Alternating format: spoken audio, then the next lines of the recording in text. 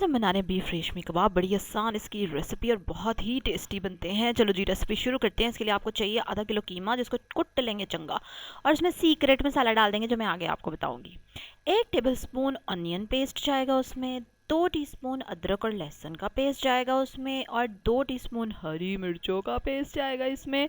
1 teaspoon लाल मिर्चें एक ही डालिएगा, ठीक है, ये 2 लिखा रहा है लेकिन चलें जी। आधा का टीस्पून आप इसमें गरम मसाला डाल देंगे। उसके बाद इसमें डालेंगे आप हरा धनिया और पुदीना, ठीक है, 2 टेबलस्पून तक डाल देंगे।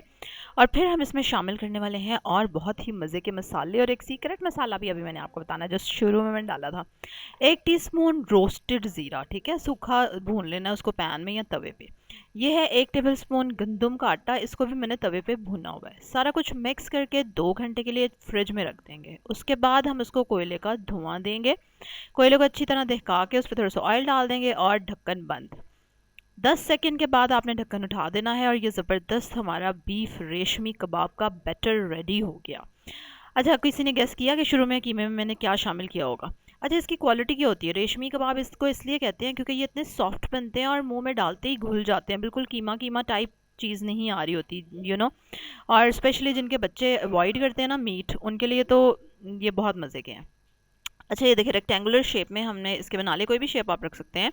और इसको फ्राई करने में ज़्यादा टाइम नहीं लगाना आपने, क्योंकि बहुत बारीक कीमा पिसा हुआ है और हमने इसमें सीक्रेट मसाला भी डाला हुआ है, ठीक है। इसलिए बस इसको आपने मीडियम हाई फ्लेम पे फ्राई करना है और कलर आने तक।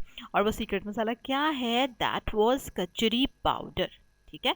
आपने आधा किलो कीमे में आधा टीस्पून कचरी पाउडर डाल देना है और उसके बाद उसको कुट लेना है चंगा और 5 मिनट के लिए छोड़ देना है, ताकि कचरी पाउडर अपना काम शुरू कर दे। उसके बाद सारी रेसिपी आप देख चुके हैं। Yum, they were very tasty and they were very different from कच्चे कीमे के कबाब, ठीक है। इसलिए ज़रूर बनाएं, स्पेशली अपने बच्चों को तो ज़रूर टेस्ट कराइएगा। बच्चों के लिए बहुत ही ये टेस्टी रहते हैं और मज़े के रहते हैं।